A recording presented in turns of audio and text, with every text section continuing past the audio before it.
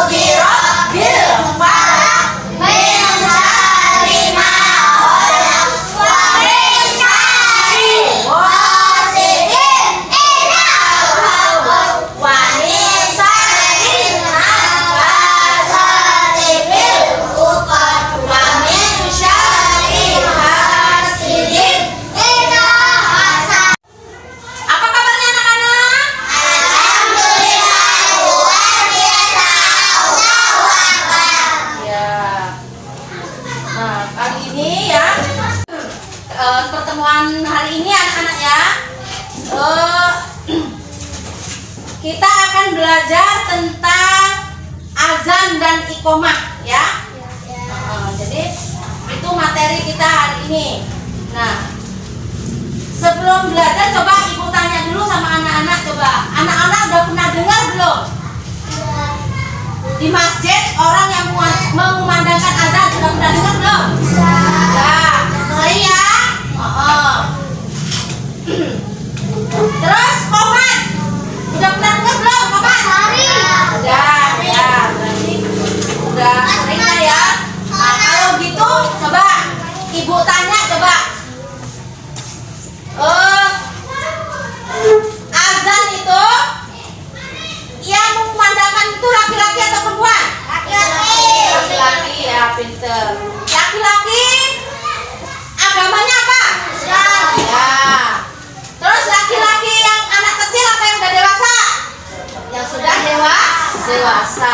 Ya, yang sudah bisa membedakan mana buruk dan mana itu jelek. Nah, jadi ya.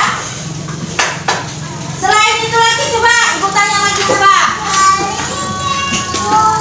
Azan itu coba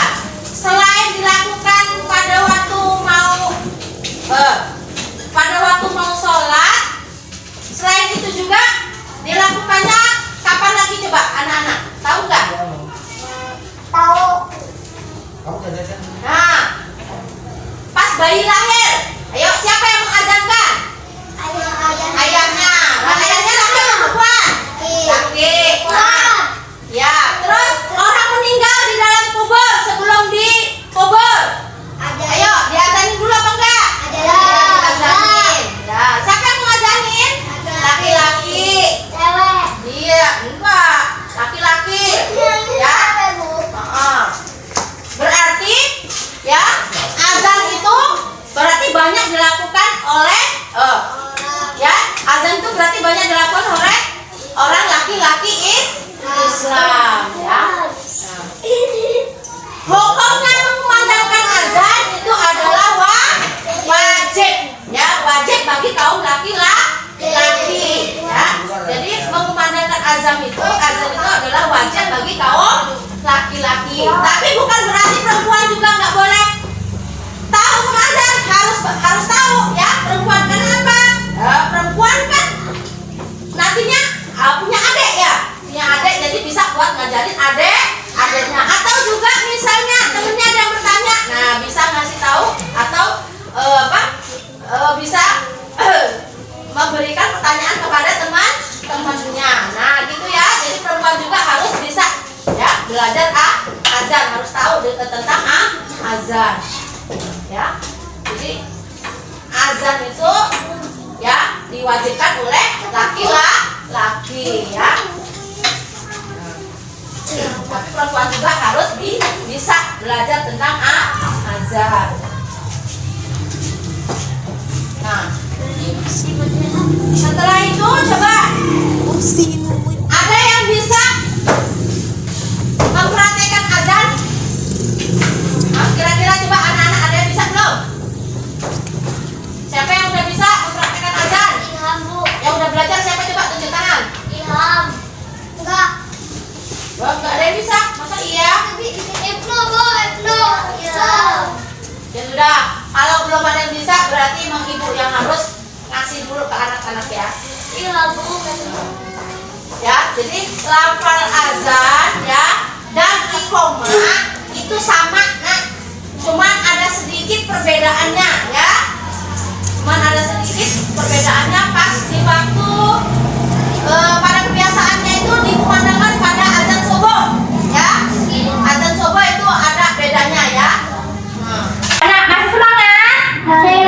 Wah, ibu minta duduknya yang tegak, jangan kayak orang sakit gigi ya. Nah coba, jadi ya syaratnya ya mengumandangkan azan tadi apa nak? Dia harus laki-laki apa nak tuh yang Islam. Nah ya, jadi syaratnya azan itu berarti dia itu pertama harus orang Islam, kemudian dia laki-laki, kemudian dia bisa membedakan atau laki-laki dewasa ya, yang bisa membedakan yang mana yang buruk dan mana yang jelek, atau yang disebut dengan mumayyiz ya itu ya. Nah kemudian sunah-sunah yang dilakukan oleh si yang mengumandangkan azan ya, itu ada sunah-sunahnya nak ya. Yang harus dilakukan itu yang pertama dia harus suci dari hadas kecil dan hadas besar ya. Harus suci dari hadas kecil apa? Berarti dia harus punya wudu. Hadas besar dari apa?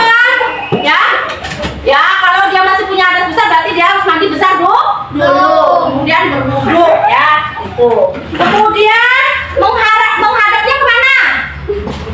Menghadapnya kemana? Ke arah kiblat ya. Kiblat itu kemana nak?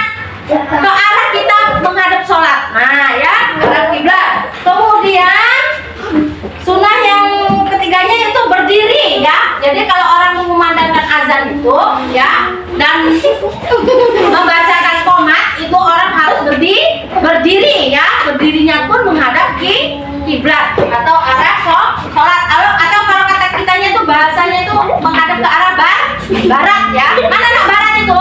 Barat itu sama nak kulon ya.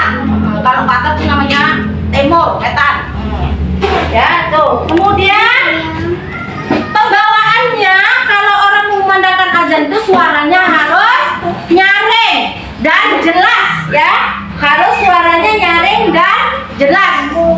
Bila perlu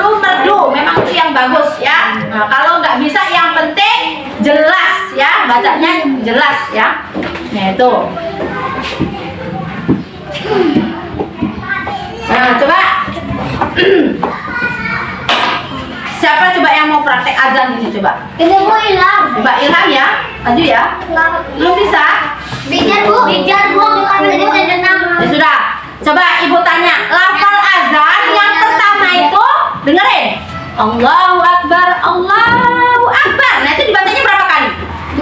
Dua kali. Ya. Kemudian setelah itu, kalau jawabnya gimana nak? Kalau dengar lafal azan seperti itu jawabnya gimana? Jawabnya adalah mengulang apa yang dilafalkan si muazin atau pemandang azan tadi ya. Misalnya Allahu